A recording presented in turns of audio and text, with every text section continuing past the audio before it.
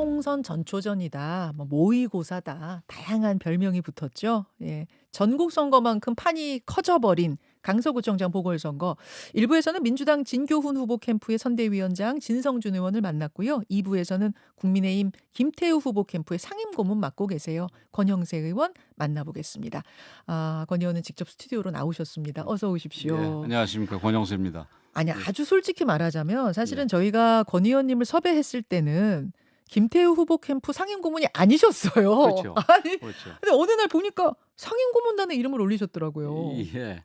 예. 그게 뭐 이 지금 김태우 이 강서구청장 선거 보궐선거 그거 관계면은 저쪽에서 진성준 했으면 우리 쪽에서는 뭐 김성태 의원이나 선대위원장. 아니면은 예. 저기 이 구상찬 맞아요, 선대위원장. 위원장이 예. 이제 카운터파트가 돼야 될 텐데 예, 예. 뭐 어떻게 하다 보니까 오늘 결정이 됐는데 오늘이 그런 날이네요. 오늘이 그런 날이에요, 오늘이 마침. 그런 날이네요. 아니, 제가 그럼 뭐 상임고문한 거는 예. 이게 아마 처음에 그 우리도 이제 선대위원장이 구상찬 의원하고 김성태 의원인데 이제 네. 거기 명예위원장은 또 정우택 의원하고 정진석 정진석 의원하고 하고 계시죠. 의원이란 말이에요. 예. 그리고 상임고문을 처음에 한 명을 뒀는데 그게 안철수 맞습니다. 의원인데 뭐 그러다 보니까 그게 서울 의원들이 하나도 없단 말이에요. 그러다 보면 안철수 의원도 경기도시네요, 그러고 그렇지, 보면. 안철수 경기도고 예. 그 명예위원장 두 분은 충청도고 예. 뭐 그렇게 되니까 아마 상임고문 쪽에 예. 그 현역 하나 원외 하나 해가지고 저하고 나경원 의원을 집어넣은 거 아닌가 싶습니다. 그래서 뭐 특별한 의미가 있는 건 아니고요. 그렇게 되셨군요. 예. 아니, 그게 이름만 들어도 뭐 고문은 스타급 약간 뒷방 냄새 나는 거 아닙니까? 자꾸 뒷방 쪽으로 빼고 싶으신 것 같은데. 아니, 그렇진 않은데 원래 위원장보다 고문이라는 거는 뭐 고문관 뭐 이런 얘기 있지 않습니까? 아니, 근데 제가 지금 성함만 쭉 들어도 예. 중진급, 스타급, 간판급 의원들이 다 포진해 있기 때문에 대선 총력전 느낌이 나기는. 뭐 아무래도 열심히 그러니까 하나밖에 없는 보궐선거니까 예. 이제 뭐 총력전을 하는 거는 그 맞는 얘기겠지요. 예. 이 선거전 분위기, 판세는 어떻게 읽고 계세요? 요번 판세는 사실은 뭐 저희들 다녀보니까 네. 그렇게 나쁘진 않은데 사실은 이게 지금 단정하기가 참 힘들었던 게 네. 요번 선거운동 기간이 대부분이 저희 추석 연휴랑 겹쳤지 네, 않습니까? 그렇죠. 예. 그래서 사람을 잘 만나기가 어려웠어요. 그래서 아마 이번 선거 결과도 다른 보궐선거가 다 그렇듯이 이 각자 자기 쪽을 지지하는 사람들을 얼마나 이끌어내느냐 예. 거기가 관건이 될 거라고 생각이 됩니다. 근데 이 부분에서 뭐 강서가 우리가 뭐 좀 쉽지 않은 지역이지만 그래도 김태우 후보가 지명도 면에 있어서는 상대 후보를 압도하고 인지도. 예, 그렇죠. 인지도 부분에 있어서는 그리고 또 이 구청장 1년을 했고 네. 거기에 비해서 상대 후보는 뭐 지역의 연고가 거의 없는 분 아니겠어요. 그런데다가 이 보궐선거가 생기게 된 것도 조금 동정심이 있을 수가 있는 내용이란 말입니다. 지금 뭐 이 선거 관련 소송들이 지금 몇 년째 아직도 결정이 못 나고 있는 게 대부분인데 이 김태우 후보만은 이게 뭐가 저기 잘못 보였는지 김명수 사법부에 잘못 보였는지 1년 만에 그냥 다 끝나버렸단 말입니다. 그래서 이런 부분들을 감안하면은 그 뭐 김태우 후보가 좀 이렇게 동정을 받고 그다음에 김태우 후보한테 좀 더 기회를 줘야 된다는 그런 여론들도 꽤 있을 수 있다 이렇게 생각을 합니다. 동정론 같은 것이 있을 수 있고 느껴지고 예. 그래서 이제 샤이 보수라고 하죠. 그렇죠. 샤이 지지층들이 예. 집결하면 이 결과 모른다. 그렇지요. 그리고 뭐 또 1년 동안에 뭐 열심히 했는데 한번 이게 지금 보궐선거 한 3년도 안 남은 선거니까 한번 마무리 짓게 하는 게 어떻겠냐 이런 식의 생각도 얼마든지 있을 수 있다고 봅니다. 뭐 사람들 심리에 관한 부분인데 예. 근데 모르죠. 뭐 이게 또 팔은 안으로 굽는다고 이게 아전인수 격인지. 선거 때는 다 아전인수가 되시긴 해요. 물론이죠. 조금 전에 뭐 이 상대당에서도 진성준 이런 얘기 저런 위원장. 얘기 하던데 네. 거기도 뭐 일방적으로 자기네 편 좋은 얘기 하대요. 동정론이 물론 일 수도 있습니다만 또 반대로 이번 보궐선거에 규책 사유 있는 후보가 또 나오다니 이거는 너무한 거 아니야? 이거 너무 오만한 거 아니냐? 또 이런 분위기가 있을 수도 있는 근데 거 아니에요? 규책 사유는 사실은 어거지로 만든 거지요. 그래서 아까 그래서 그 김명수 사법부 얘기를 했는데 예.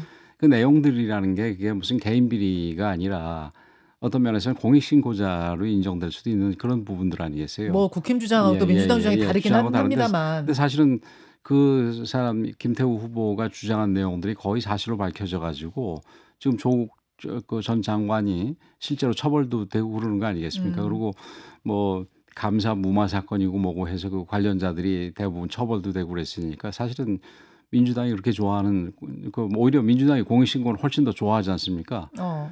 그래서 그런 논리로 따진다면은 그거는 이게 무슨 귀책 사유라고 보기가 힘들고 명분은 있다고 보시는 거예요? 일단 뭐 당연히 있다고 봅니다. 알겠습니다. 아까 저 민주당에서는 두 자릿수 이상 뭐 진성준 의원이 꼭 그렇게 말씀하신 건 아닌데 민주당 전반적인 분위기가 두 자릿수 이상의 차이를 벌리는 승리도 이야기를 하고 있어요. 특히 예. 투표율이 40%를 넘어가면 예. 민주당이 유리할 거다 뭐 이런 이야기도 나오고 있는데 두 자릿수 차이 승리를 얘기할 정도면은 좀 국민의힘이 불안감을 느낄 법도 한데 그렇지는 않습니까? 아까도 말씀드렸듯이 그 강서라는 지역이 지금 십몇 년 동안에 우리가 구청장이 거의 없었던 지역이고 네. 지금 뭐 국회의원을 보더라도 갑을병 세 군데에서 다 우리가 없지 않습니까? 다 민주당이죠. 예, 그리고 갑하고 병 지역 같은 경우는 을은 그래도 김성태 의원이 좀 몇 번 했는데 갑하고 병 지역에서는 우리가 거의 해보질 못한 지역입니다. 네. 그래서 그런 점을 볼 때 강서라는 데가 우리가 그렇게 좋지 않기 때문에 우리가 뭐 낙관한다 얘기를 하지는 않지만 민주당에 비해서는 좀 현실적으로 얘기를 하고 있는 셈이지요.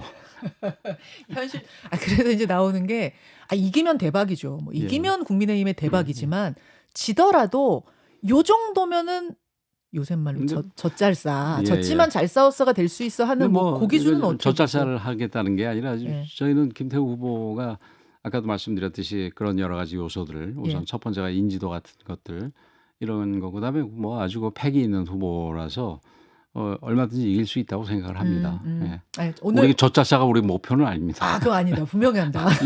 이길 수 있다. 예, 이길 수 있습니다. 예. 말씀하신 대로 뭐 오늘 뭐 뚜껑 열어봐야 됩니다. 밤 11시면은 이 당락 결정이 될 거예요. 그때까지 기다려 봐야겠습니다만 그래도 각각을 좀 가정해 보죠.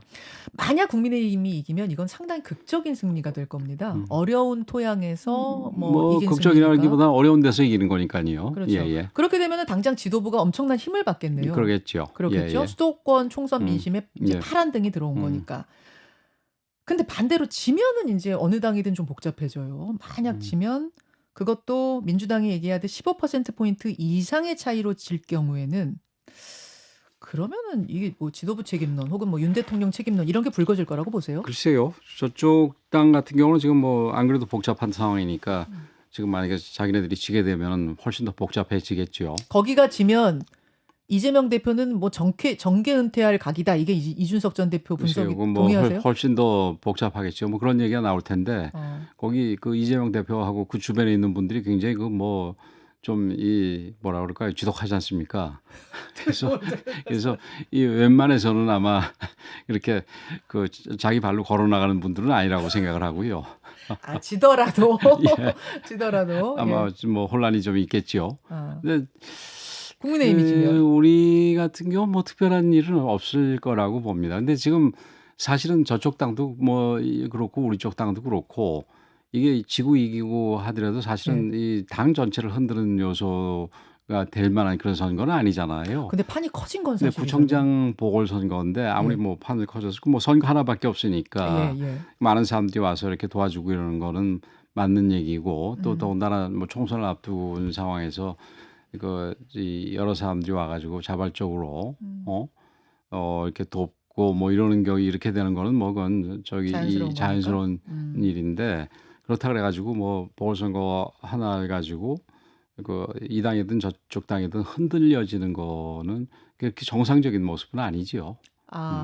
그렇죠. 그게 보통의 모습은 아닌 게 맞는데 과거에는 예를 들어서 그게 뭐 국회의원 선거까지 포함해서 보궐선거가 한 10여 군데씩 나오는 경우가 많이 있었고 만약에 그런 데서 뭐 전패를 했다 그러면 그거는 지도부에 대해서 뭐 규책 사유를 따질 만한 그런 그 선거가 되겠지만 지금 그 같은 경우는 글쎄요. 그러니까 민주당은 우리보다 좀 더 하겠지만 우리 당도 그 민주당도 그렇고 우리 당도 그렇고 그렇게 지도 체제가 원래 크게 변할 거는 아닙니다. 근데 민주당 입장에서는 지금 안 그래도 저기 이재명 그 대표 체포동의안 가결 이후에 예. 그 내부 갈등이 좀 심한 상황 아니겠습니까? 그러니까 음. 그런 연장선에서 좀 흔들릴 수가 있다는 얘기지. 뭐 이 자체 선거가 그렇게 큰 의미를 가져서 그런 건 아니라고 봅니다. 근데 예. 보통 때 같으면 그냥 지나갈 수 있는 선거에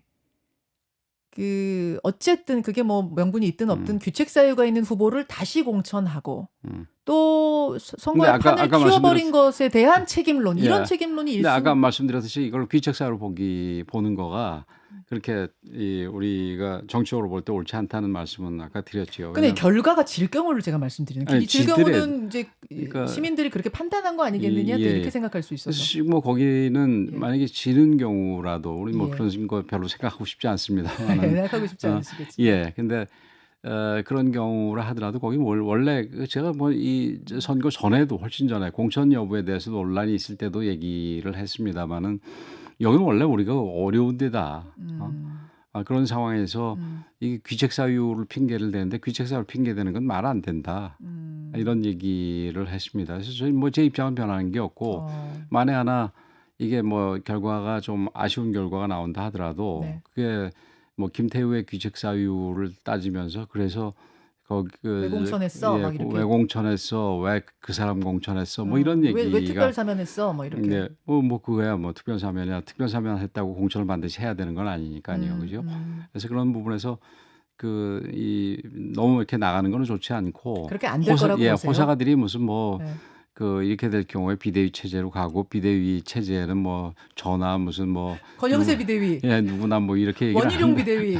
얘기를 하는데 뭐 그거는 어떤 면에서 우리 지도 체제가 좀 흔들리기를 원하는 사람들의 얘기일 수도 있습니다. 지도 체제가 자주 바뀌는 정당 쳐놓고 제대로 되는 정당이 없습니다. 그러니까 기억을 하시는지 모르겠습니다만은 예. 과거의 지도 체제가 이렇게 굉장히 흔들렸던 때가 노무현 정부 말기에 그 열린우리당의 지도부가 굉장히 흔들렸었습니다. 그래서 뭐 1년에 뭐 한두 번 어떤 때는 뭐 1년에 한 번 정도씩이라도 원래 뭐 임기가 2년 대체로 네네. 그런데 네. 지도부가 계속 바뀌었지 않습니까? 네. 뭐 정동영 그때 기억에 뭐 신기남 그다음에 김근태 뭐 이런 식으로 계속 바뀌어 왔던 것 같은데 그 당이 그래서 결국 잘 됐나요? 그게 잘 안 됐죠. 네. 지도부에 흔들림은 없을 것이다라는 지금 확신을 가지고 계신 것 같아요. 어떤 면에서 당위의 면에 있어서 그러니까 그 존란의 면에서 그러니까 자인이 아니라 뭐 유식한 얘기로 하자면은 그렇게 되고 안 되고를 떠나서 그렇게 되면은 옳지 않다. 옳지 않다. 네, 그런 얘기입니다. 아니 그런데 총선의 바로미터란 얘기들도 많이 하는데 그것 자체도 인정 안 하신다는 거군요. 총선의 바로미터면 사실은 이번에 지면은 한번 확 바꾸고 총선에서 다시 심기일전해야 되는 거 아니야? 이런 말이 나올 법도 한데. 그러니까 저도 뭐 이제 정치를 제법 한 지가 오래됐는데 예. 제가 정치를 처음에 시작한 게 2002년 보궐선거였었습니다. 예. 그 당시 보궐선거에서 당시 한나라당이 압승을 했습니다. 예. 근데 그 4개월 뒤에 있었던 대선에서 우리 당의 이회창 후보가 졌습니다. 그래서 그 민심이라는 거는 지금 이 보궐선거 그것도 또 이 강서구 서울의 한 부분인 강서구의 보궐선거 가지고 판단하기는 좀 이르다고 보고요. 그다음 그 사이에도 여러 가지가 있는데 특히 총선 경우는 공천 과정이 굉장히 큰 영향을 주는 것 같습니다. 예를 들어서 2012년 선거 당시에 제가 사무총장으로서 공천에 관여를 했는데 네. 2011년 말에 우리 당의 상태는 최악이었습니다. 네. 그래서 2012년 총선에서 우리가 100석에서 한 120석 정도가 가능할 것이다 했는데 실제로 이 총선에서는 우리가 152석을 얻었거든요. 그렇죠. 그런데 거기하고 완전히 이 반대로 미러 이미지로 네. 그 2016년 총선에서는 우리가 180석 얻는다고 공언을 했었습니다. 당시에 안철수 후보하고 김한길 위원장 이런 분들이 나가서 국민의당 만들었지 않습니까? 그렇죠. 근데 막상 무슨 진박 논쟁 무슨 네. 뭐 네. 그 뭐 도장 들고 어디 가고 뭐 옥새. 이러는 그런 파동이 벌어지니까 180석은 어디 가고 122석인가를 맞아요. 2당으로 제1당도 안 되고 2당으로 네. 쪼그라들었습니다. 그래서 그렇죠. 그런 면에서 총선은 우리 저기 이 앞으로 공천 과정이 굉장히 영향을 줄 거기 때문에 지금에서 우리가 더 분발해야 되겠다 이런 정도 혹은 우리가 이 정도만 계속 잘하면 되겠다 이런 정도 이런 뭐랄까요 태도에 영향을 줄 뿐 알겠습니다. 내년 총선에는 뭐 별로 총선에 제일 중요한 건 공천이다. 예, 공천 과정. 50% 이상이라고 봅니다. 50% 이상은 예. 공천이 좌우한다. 예, 예. 권영세 의원의 경험담 지금 그렇죠. 말씀하셨어요. 총선 이야기가 나왔으니 말인데 하태경 의원이 예. 자신의 지역구를 버리고 예. 서울에 험지 출마하겠다고 먼저 선언을 했습니다. 이 결단은 어떻게 평가하십니까? 뭐 본인의 결단에 대해서는 굉장히 높게 평가를 하는데 네. 그거를 일반적인 저기 공천할 때 기준으로 삼아서 뭐 중진 혹은 다선 의원들을 이리로 저리로 옮기고 하는 거는 역대로 보면은 그렇게 성공적이지 못했습니다. 아, 그래요? 예, 예. 중진이 좀 자리를 비우면은 그 자리에 신선한 신인을 넣고 전체적으로 바람 일으킨다 그런 거 아니에요? 그렇죠. 이제 취지는 그렇죠. 네. 근데 이제 중진이 가서 그 수도권에 가서 예. 수도권에서 선전을 해야 하는데. 선전을 해야 되는데 거기서 선전한 중진들이 별로 없었습니다. 아. 그래서 그 뭐 역대로 봤을 때 정세균 의원 네. 정도 네. 정세균 호남에서 서울로 왔죠. 예, 그리고 정몽준 의원. 네. 근데 이제 그 두 번도 다 그러니까 그분들도 열심히 했겠지만 그 각자 해당한 당이 압승을 하게 된 선거였죠. 그런 선거였죠. 그래서 그런 부분에서 그게 뭐 큰 의미가 있다고 보이지는 않고 오히려 다른 지역에서 열심히 하다가 온 뭐 중진들을 갖다가 이 수도권의 지역구가 이렇게 환영한다기보다는 네. 거꾸로 수도권의 이 지역구에 네. 새롭고 참신하고 또 앞으로 정적으로 클 수 있는 사람들을 골라서 내는 거가 오히려 더 성공 가능성이 있다고 보겠죠. 수도권 험지에 저 지역에 있는 중진들 텃밭에 있는 중진 올리는 것보다 예. 수도권 험지에 참신한 사람을 꽂아라. 그렇죠. 그게 오히려 더 예를 들면 누구요? 그것도 선전을 해서 이겨야 찾아야지. 한동훈 장관 같은 사람 어떻습니까? 한동훈 뭐 장관이 나오기만 한다 그러면은 거기도 뭐 이미 전국적인 지명도를 가지고 있고 뭐 정치적인 감각도 어느 정도 이 국회 과정에서 예. 이 입증도 했고 증명도 했고 그런 부분에서 좋을 텐데 모르겠습니다. 뭐 한동훈 장관은 한동훈 장관대로 지금 또 법무부에서 여러 가지 그 일을 해야 될 입장이고 무엇보다 중요한 거는 본인이 생각을 해야 되는데. 그건 뭐 당연한 거고 그건 본인의 결심은 당연한 전제고 김종인 전 비대위원장은 만약 정치를 하려거든 험지로 정면 돌파해라 그러시길래 제가 여쭸어요. 뭐 도저히 해도 잘 안 될 때를 또 보내는 건 좀 문제가 있지만 그러나 경합 지역이라든지 이런 데 나가서 격전지 정도. 승리를 하는 거는 뭐 가서 잘 안 될 때를 보내는 거는 그건 뭐 의미가 크게 없지요. 뭐 가서 뻔하게 패할 때 말고 격전지 정도의 상징성 있는 그런 험지로 보내라. 승리 가능성이 그러니까 예를 들어서 50대 50은 돼야지 되겠지요. 정청래 의원이 저 한동훈 장관 정도 왔으면 좋겠다 그러시더라고요. 올려면은 하태경 의원 얘기가 나오니까 하태경 의원은 약체고 한동훈 장관 정도 와라 그러시던데. 이거 뭐 자기 체급 올리려면 그렇게 얘기하겠지요. 알겠습니다. 하태경 의원 뭐 지역구를 좀 추천해 주신다면 어느 정도가 좋겠습니까? 뭐 서울에 뭐 본인이 뭐 다 마음속에 어느 정도는 예를 들어서 한 군데는 아니라도 몇 군데 정도 생각하고 아마 오지 않았겠나. 아주 뭐 현명한 사람이니까 그렇게 생각이 드는데. 서울을 잘하시니까 그렇죠. 서울에 제가. 뭐 격전지들 아까 얘기했듯이 한 50대 50 정도. 우리가 서울에서는 대개 목표를 한 20석 정도 이상으로 보는데 그러기 위해서는 반드시 차지해야 될 지역들이 많이 있습니다. 뭐 마포, 서대문, 그다음에 뭐 동작, 광진, 영등포, 뭐 그다음에 관악도 노원, 그래요? 관악은 우리가 조금 어려운 데인데 그래도 뭐 한 구도만 좋으면은 우리가 오신환 의원이 거기서 한 두 번인가 이겼었거든요. 그리고 그래서 근데 뭐 그런 데도 있고요. 그런 정도 느낌으로. 그런 정도 느낌들 되는 데들. 뭐 영등포도 있고 뭐 구로 금천은 조금 쉽진 않은데 구로 같은 경우는 또 우리가 이 구로 금천도 이겨본 적도 있었으니까. 하나만 콱 찍으라면? 뭐 그건 좀 어렵죠. 그거는 공천심사위원한테 얘기를 해야지.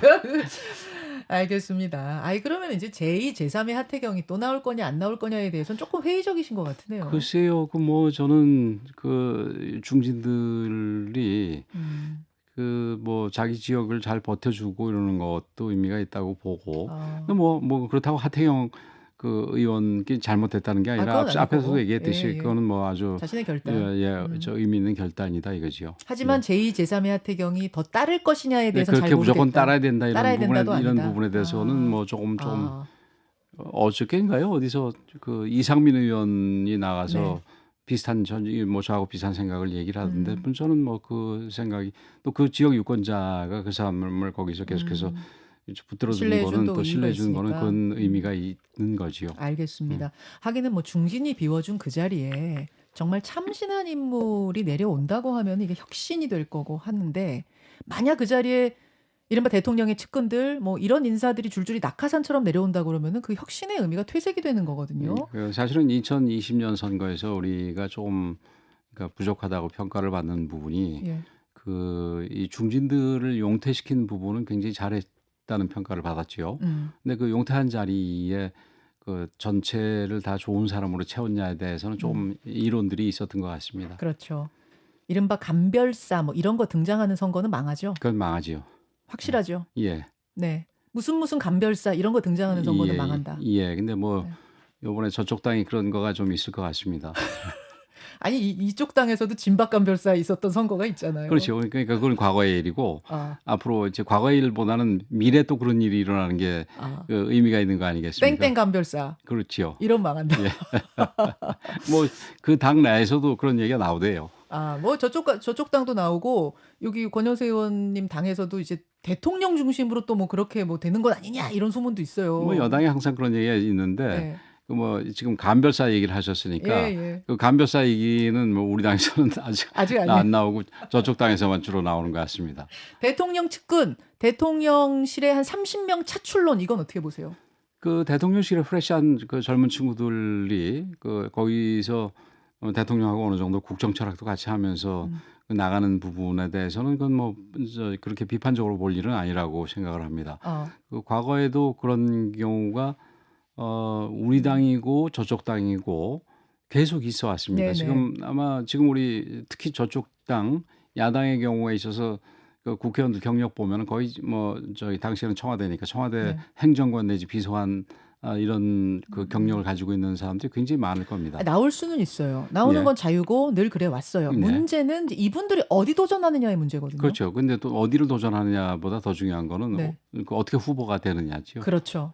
이게 지금 뭐 이게 본인의 어떤 그 참신성이라든지 능력이라든지 네. 젊음이라든지 예. 이런 걸 무기로 해서 그래서 그 독보적으로 자기가 후보가로서 뛰어남을 입증을 하는 경우에는 뭐 당연히 그 층으로 가야 되겠지요. 공정한 경선. 그렇죠. 네. 뭐 경선이 됐든 그 선발 절차가 공정할 필요가 있다 이거죠. 아까도 네. 말씀하셨어요. 공천을 어떻게 하느냐가 선거의 50% 이상을 차지한다. 예. 누가 오든지 간에 뭐 대통령과 가깝든 대통령실 출신이든 누가 오든지 간에 결국은 공천을 공정하게 관리하느냐 마느냐가 중요하다. 그렇죠. 그래서 알겠습니다. 2012년에 같은 경우는 제가 이제 공천을 관여해서 그 나름대로 노력을 했습니다. 당시 박근혜 비대위원장과도 부닥치면서 맞아요. 공천을 했는데 그 사람들이 잘 안 알아주더라고요.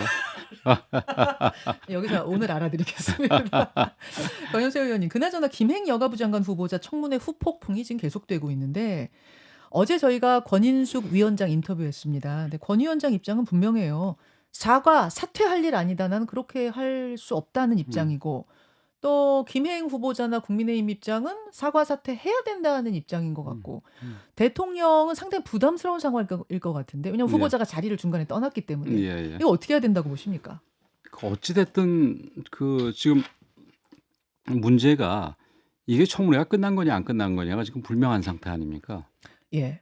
그래서 이 부분에 있어서는 그게 분명히 정리가 돼야 된다고 생각을 합니다. 그래서 그 제일 좋은 거는 저희들 입장에서는 권인숙 위원장이 최소한 유감 표명이라도 하고 다시 이제 청문회를 속개를 해서 마무리를 짓고 그러면서 이제 뭐 청문 보고서를 채택할지 말지에 대해서 논의를 하고 최종 결정을 하고 그게 그런 식으로 해서 청문회가 매듭이 져지면은 대통령실에서는 뭐 최종 결정을 하겠지요. 권 의원님은 그 방법이 제일 낫다고 보세요? 그렇죠. 예. 근데 국민의힘의 대변인 논평은 이미 인사청문회는 끝난 걸로 간주한다.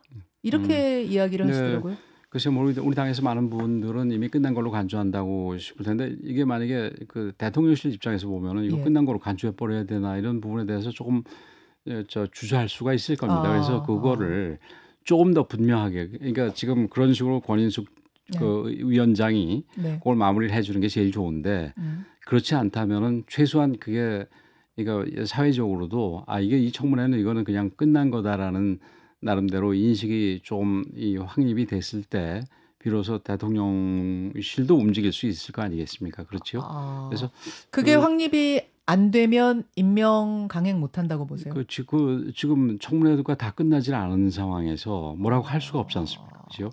일각에서는 임명 강행할 것이다. 그냥 끝난 걸로 간주하고 강행할 거다라는 이야기도 나오고 그래서는 안 된다는 얘기도 여당에서 나오고. 근데 형식적으로 예. 그 청문 보고서를 다시 한번 채택해 달라고 요청을 하고 예. 그것까지 이 거부가 되면 며칠 내에 보통 임명하는 게 임명하죠.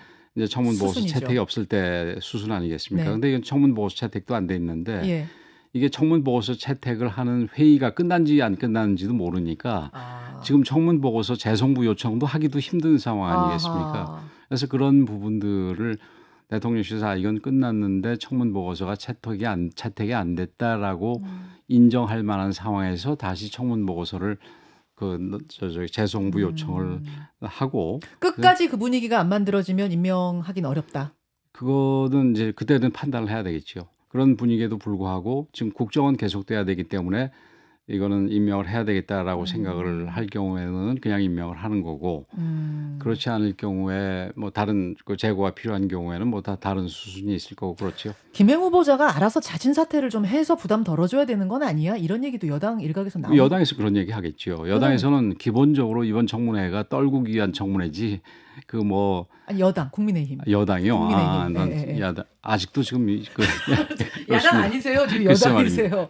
여당에서는 이제 워낙 부담스러운 상황이 돼버려서 후보자가 자리 이탈하는 바람에 자진 사퇴에 대한 이야기가 일각에서 나오는 것 같더라고요. 권 의원님. 일각에서는 그 있는 걸로 알고 있습니다. 뭐 그런 뭐 당에서 다양한 내용들의 주장이 얼마든지 있을 수가 있는데 저는 뭐 자진 사퇴야.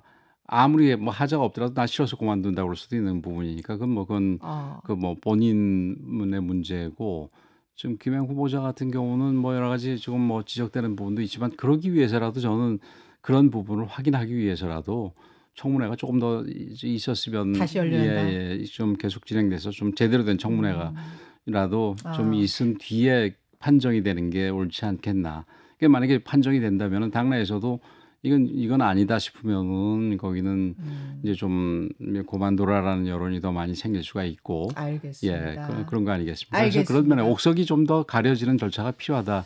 이렇게 생각이 됩니다. 저도 청문회 해봤지만 그냥 일방적으로 보도 자료 내는 거에 대해서는 이 후보자 입장에서 굉장히 억울한 부분도 많이 있습니다. 억울하시면 끝까지 거기 계셔야지 왜 자리를 박차고 나가셨대요. 괜히 상황이 복잡해지게. 근데 그 정상적인 회의면은 나갈 수가 없지요. 알겠습니다. 오늘 여기까지 권영세 의원과 말씀 나눠보도록 하죠. 권 의원님 고맙습니다. 오늘 불러주셔서 고맙습니다. 국민의힘 권영세 의원이었습니다. 김현정의 뉴스쇼는 시청자 여러분의 참여를 기다립니다. 구독과 좋아요, 댓글 잊지 않으셨죠? 알림 설정을 해두시면 평일 아침 7시 20분 실시간 라이브도 참여하실 수 있습니다.